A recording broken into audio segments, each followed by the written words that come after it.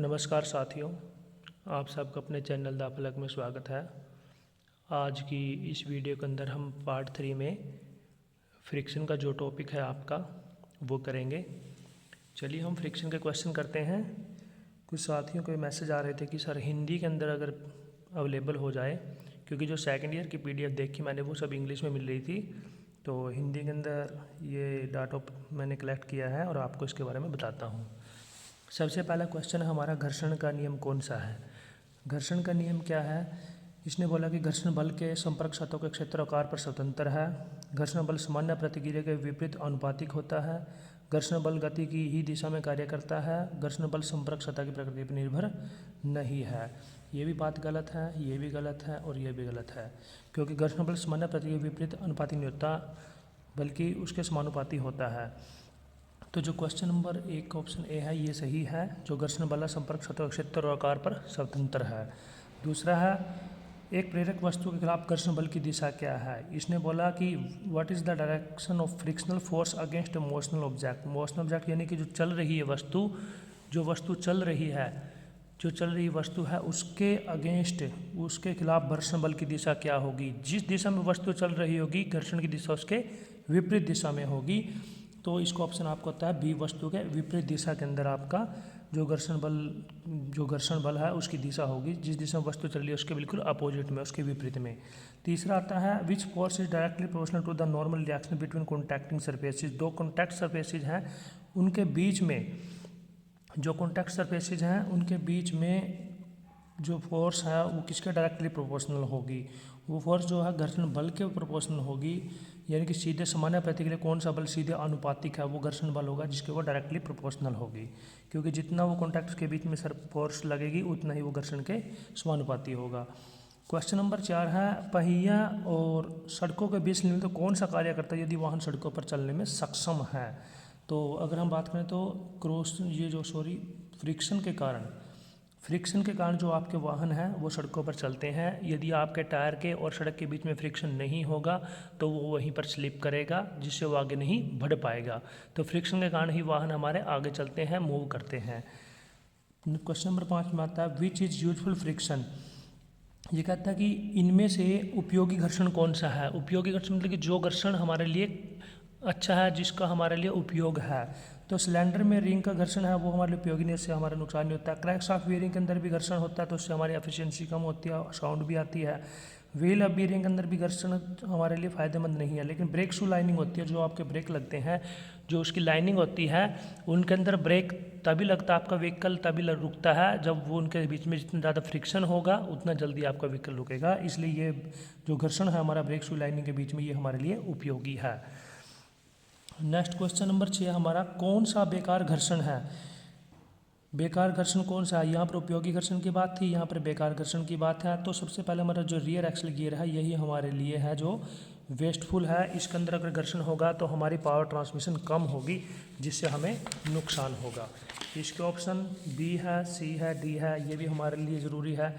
Clutch lining के अंदर भी फ्रिक्शन होना चाहिए, जो क्लच प्लेट होती हैं उनके अंदर फर्श पर टायर का फ्रिक्शन होगा तभी वो चलेगा। तो ये हमारे लिए अच्छे वाले हैं, लेकिन वो हमारे लिए गलत है। इसने पूछा कि हमारे लिए नुकसानदायक घर्षण कौन सा है, वो क्वेश्चन नंबर जो आपका 6 है उसका ऑप्शन ए है। क्वेश्चन नंबर 7 है, जो घर्षण बल पर निर्भर करता है। घर्षण बल पर क्या निर्भर करता है। जो कॉन्टैक्ट संपर्क सतहें हैं वो घर्षण बल पर निर्भर करती हैं। अगर घर्षण ज़्यादा होगा तो इसका मतलब संपर्क सतह क्या है, खुरदरी होंगी। अगर घर्षण कम है तो इसका मतलब क्या, संपर्क सतहें चिकनी होंगी, अच्छी होंगी। क्वेश्चन नंबर 8 में घर्षण के गुणांक को कैसे व्यक्त किया जाता है। ये देखिए, ये बहुत ही इंपॉर्टेंट क्वेश्चन है जो आपका 8 है, इसको आपने बड़े अच्छे से ध्यान करना है। इसके बेस पर ही आगे के सारे क्वेश्चन होंगे। घर्षण बल के गुणांक को कैसे व्यक्त किया जाता है। जो घर्षण का गुणांक है उसका ऑप्शन बी है आपका। इसका मतलब यह है कि यह घर्षण बल और सामान्य प्रतिक्रिया के बीच का अनुपात है। It is the ratio between frictional force and normal reaction.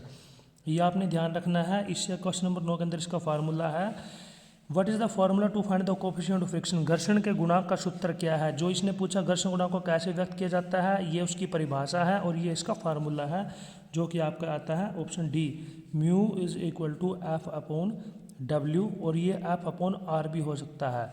ये जो डब्ल्यू है और इज इक्वल टू आर होता है, ये दोनों बराबर होते हैं। इनमें से कोई से भी आपके पास ऑप्शन में अगर आंसर आता है तो वो दोनों आपके लिए ठीक है, आप उन दोनों को सिलेक्ट कर सकते हैं।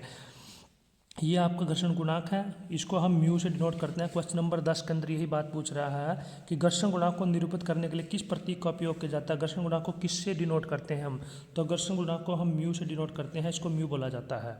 ये फार्मूला आपने ध्यान में रखना है, म्यू इज इक्वल टू यानी कि घर्षण गुणांक is equal to F upon R होता है। एफ होती है आपकी फोर्स और डब्ल्यू होता है आपका वेट और जो आर होती है वो होती है नॉर्मल रिएक्शन।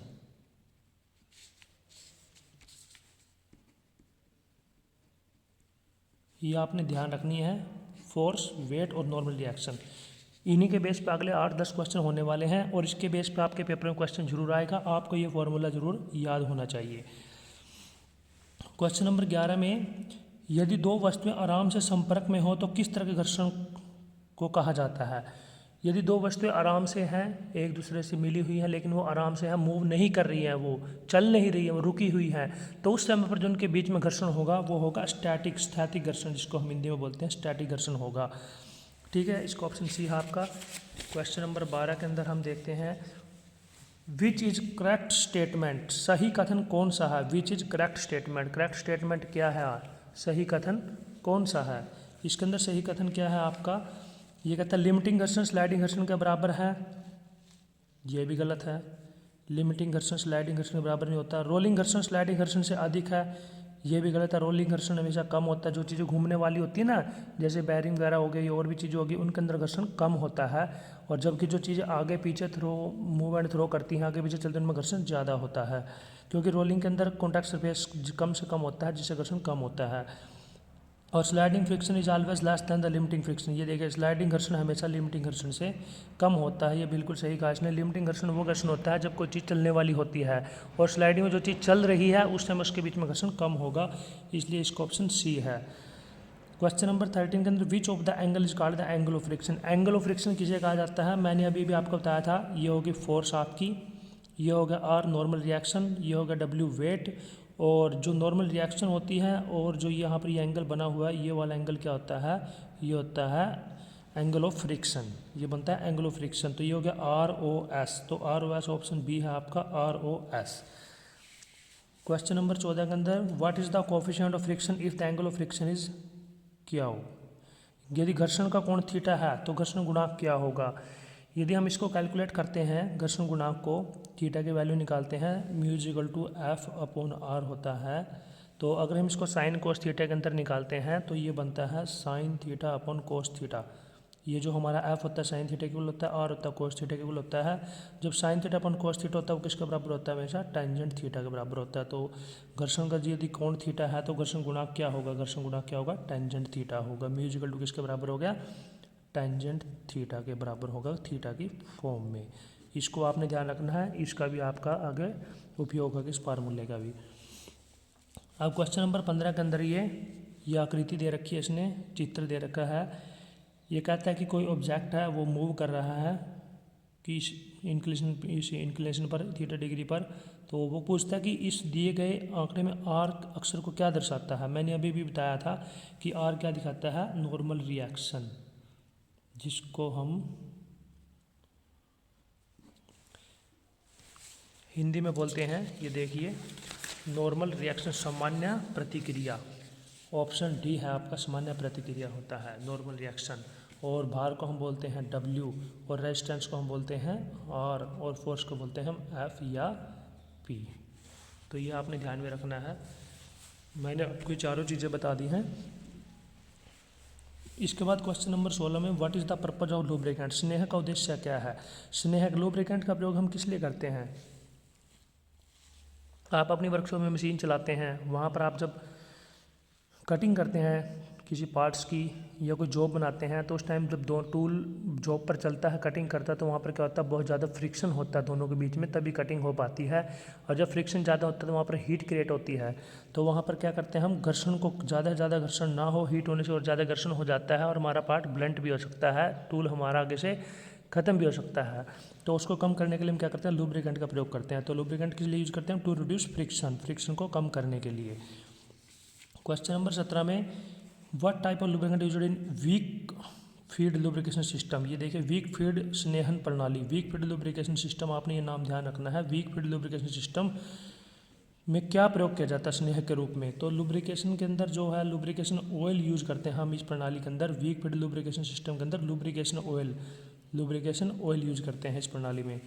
क्वेश्चन नंबर 18 में क्या कहता है, which lubrication system is provided with a ring oiler to splash lubrication oil continuously around the parts. वो कहता है ring oiler to splash, parts के आसपास लगातार चिकनाई तेल छिड़कने के लिए रिंग ऑयलर के साथ कौन सी स्नेहन प्रणाली प्रयोग की जाती है? रिंग ऑयलर के साथ कौन सी स्नेहन प्रणाली प्रयोग की जाता है किसी भी पार्ट के आसपास तेल छिड़कने के लिए? तो तेल छिड़कने के लिए हम क्या करते हैं, स्प्लैश फीड सिस्टम का प्रयोग करते हैं। किसका प्रयोग करते हैं हम? स्प्लैश फीड प्रणाली का। What is the name of the lubrication system? वो कहता है कि इस डायग्राम को देखकर ये बताइए कि ये कौन सी लुब्रिकेशन सिस्टम प्रणाली है। देखिए ये यहाँ पर ऐसे करके ऐसे टी बना हुआ है, तो सीधा ऑप्शन में है T handle pressure gun.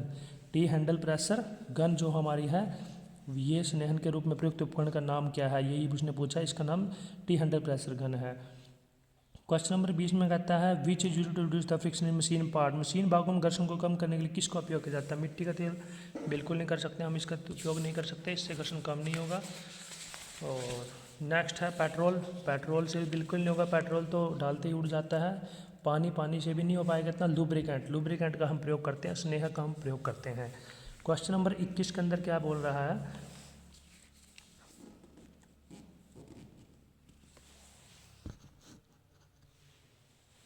Question number 21 में है which is the main purpose of using the lubricant oil engine moving part. जो इंजन के बढ़ते का मतलब है जो भाग घूम रहे हैं या चल रहे हैं, उन भागों में लुब्रिकेंट तेल का उपयोग करने का मुख्य उद्देश्य क्या है? मुख्य उद्देश्य क्या है हमारा? फ्रिक्शन को कम करना, टू रिड्यूस फ्रिक्शन को कम करने के लिए हम उनके अंदर लुब्रिकेंट का प्रयोग करते हैं। स्नेहन को बनाए रखने के से किसी मशीन की दक्षता क्या होती है? What causes the efficiency of machine bye maintaining lubrication. यदि हम किसी मशीन के बीच में लुब्रिकेशन करते हैं, मशीन के अंदर काम करते लुब्रिकेशन का प्रयोग करते हैं, और उसके जो पार्ट्स हैं जो मूव करते हैं उनके अंदर भी लुब्रिकेशन प्रॉपर तरीके से करते हैं, तो उससे हमारा क्या होगा? यह कह रहा है कि उससे हमारी दक्षता जो एफिशिएंसी मशीन की वो बढ़ेगी, घटेगी या वैसी रहेगी, कोई प्रभाव नहीं होगा।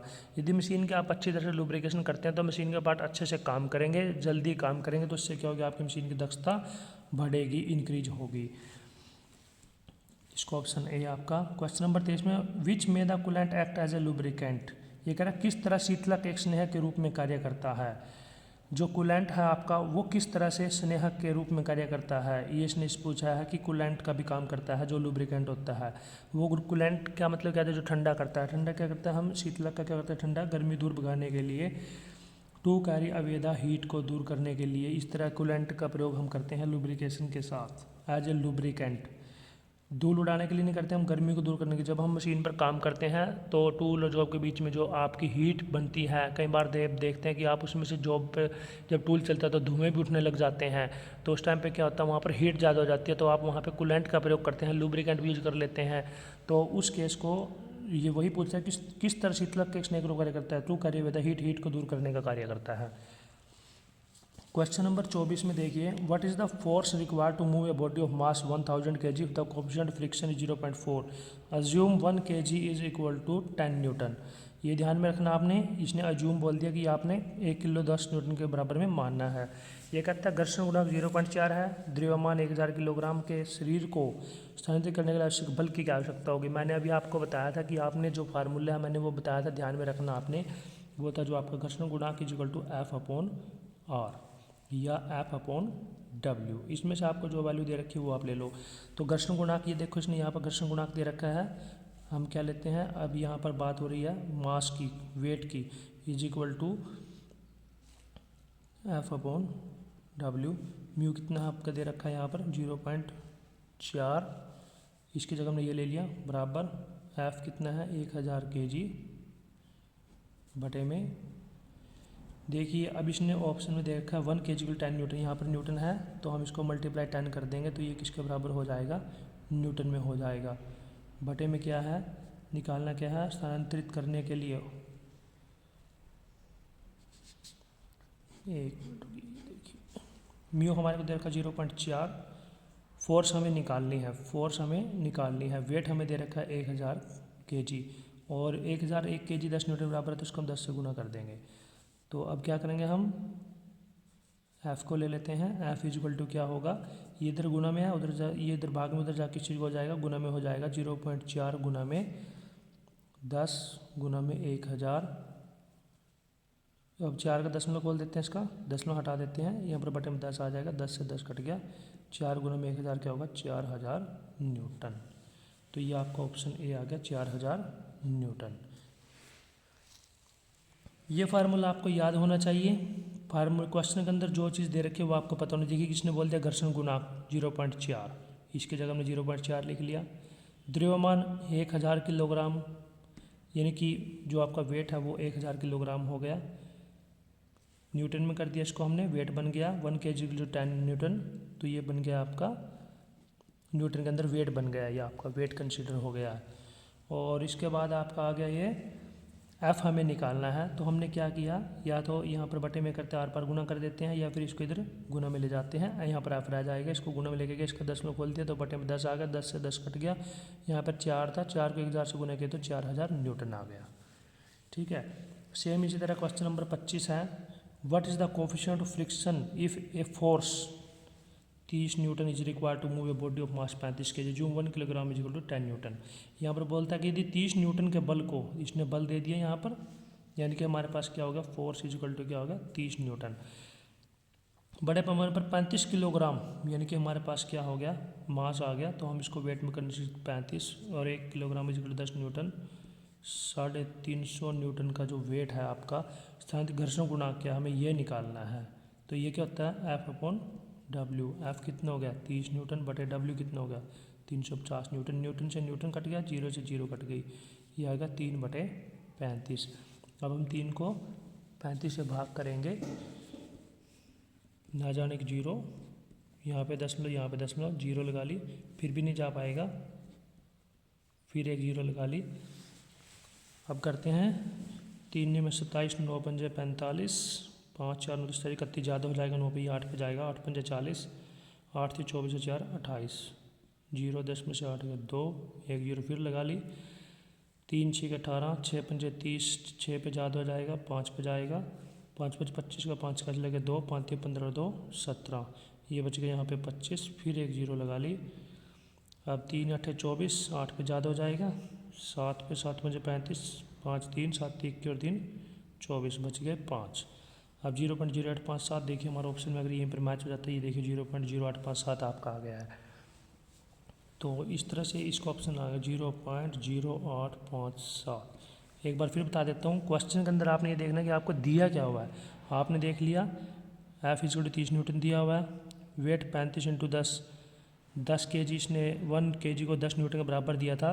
तो अगर जब भी आपको ऑप्शन फ्रिक्शन निकालेंगे दोनों को सेम करना, हमने ऊपर भी न्यूटन होना चाहिए, नीचे भी न्यूटन होना चाहिए।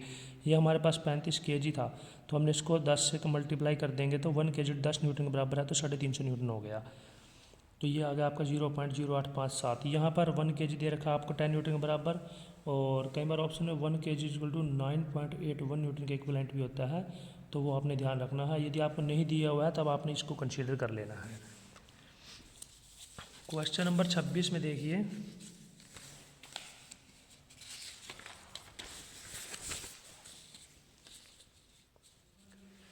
How much force is required to move an object weight is 20 kg if the value है 0.24। यहाँ पर देखिए m का मतलब यहाँ पर कोफिशिएंट ऑफ फ्रिक्शन की ही वैल्यू है, ये आपको μ = F/R। अब ये कह रहा है वेट आपको दे रखा है, यानी कि R या F/W, W वेट = 20 kg, और F आपको निकालना है, म्यू की वैल्यू जो आपको M दे रखा है वो म्यू ही है, यहाँ पर इन्होंने M से नोट किया हुआ है इसको 0.24। तो आपने निकालना क्या फोर्स निकालनी है, तो फोर्स = क्या होगी μ × R, और म्यू कितना आपका 0.24 और R कितना आपका 20 kg, या W और R इक्वली होते हैं, R = W। तो इसको हम गुना करेंगे, 24 दूनी 48, 2 स्थान के बाद दशमलव, ये आपका आ गया 4.8 kg। क्वेश्चन सिंपल है, बस आपको फॉर्मूला याद होना चाहिए। यदि आपको फॉर्मूला याद है तो आपको कोई दिक्कत नहीं आएगी फॉर्मूले के अंदर। और दूसरा, जब स्टेटमेंट आप पढ़ रहे हो, क्वेश्चन को आप पढ़ रहे हो, तो आपको पता नहीं उसमें क्या चीज़ दे रखी है, उसने क्या पूछा है। देखिए इसने बोला कितना बल की आवश्यकता है, यानी कि फोर्स निकालना है हमें, और उसने बोलते 20 किलोग्राम वजन है, तो R या W इक्विवेलेंट होते दोनों, उसकी जगह 20 आ गया, और कोएफिशिएंट ऑफ फ्रिक्शन हमें दे रखा है। क्वेश्चन नंबर 27 में देखिए, यदि घर्षण गुणांक 0.0125 है तो किसी वस्तु का वजन 30 किलोग्राम के बल से कैसे ले जाया जा सकता है। यदि घर्षण गुणांक 0.015 है तो यानी देखिए इसने यहाँ पर हमें म्यू की वैल्यू दे दी 0.0125 और वस्तु का वजन 30 किलोग्राम के बल से कैसे ले जाया जा सकता है। What is the weight of an object if by a force of 30 kg। यहाँ पर फोर्स की वैल्यू दे दी उसने 30 किलोग्राम, फोर्स ऑफ 30 kg और म्यू दे दिया आपको। उसने बोला कि वस्तु का वजन 30 किलोग्राम के बल से, यानी कि वस्तु का वजन हमें निकालना है, यानी कि हमें R निकालना है या W निकालना है, दोनों एक ही बात है। तो हमारा फार्मूला है mu equal to F upon W। तो W हमें निकालना है, तो W किसके इक्विवेलेंट होगा, ये इधर चला जाएगा, ये इधर आ जाएगा। तो W is equal to F upon mu. तो यहाँ पर देखिए W is equal to F कितना है हमारे पास 30 kg और कोएफिशिएंट ऑफ फ्रिक्शन 0.0125। अब 30 kg इसका दशमलव खोलेंगे तो एक के बाद कितनी 4 जीरो आ गई, तो ये ऊपर चला जाएगा बटे में 125 नीचे हो जाएगा। 125 जगह में 125 और ये कट जाएगा 8 पंजे 40 जीरो 4 8 दूनी 16 से 20 की जीरो 8 8 तो 10 125 8 1000 और 10 एक जीरो और हो गई। या इसको आप ऐसे भी काट सकते हैं 8 दिए 24 2400 kg है जो वेट है वो 30 किलोग्राम जो फोर्स है उसके साथ 2400 किलोग्राम को ले जा सकते हैं हम, जिसका घर्षण गुणांक क्या होगा 0.0125 होगा। ये क्वेश्चन मैं आपको फिर बता देता हूँ। हमें दे रखा है घर्षण गुणांक और फोर्स दे रखी है 30 kg और हमें वेट निकालना है। तो ये होता है weight equal to mu equal to F upon W और weight equal to F upon mu. जब इसको इधर ले आएंगे ये गुना में हो जाएगा, इसको इधर ये भाग में चला जाएगा फिर इसके। तो यहाँ पर हमने एफ़ की जगह एफ़ की वैल्यू रखी 30 kg और जो आपकी वैल्यू थी म्यू की 0.015। ये देखिए यहाँ पर ये कैसे हुआ मैं बता देता हूँ। 0.015 का 125 बटे में 1 2 3 4 जीरो इसके बाद ये सारे के बटे में, तो ये ऊपर जाके किस चीज़ को हो जाएगा गुना का हो जाएगा और नीचे 125 रहेगा। ये हमने किया है यहाँ पर और इसका जो कैलकुलेट किया हमने काटा इसको तो यहाँ पर 80 आ गया, ये पूरा पूरा कट गया इस पर और 8 2400 kg आपका आंसर आ गया। क्वेश्चन नंबर 28 में देखिए what is the angle of inclination of A weight of 150 kg is in equilibrium and the value of m is 0.5773। ये बोल what is the angle of inclination, वो पूछ रहा कि एंगल ऑफ इंक्लिनेशन क्या होगा। अब इस क्वेश्चन में देखिए आप, जो अभी मैंने आपको बताया था म्यू इक्वल टू किसके बराबर होता है टेंजेंट थीटा के बराबर होता है। What is the angle of inclination, हमें क्या निकालना है टेंजेंट थीटा निकालना है। और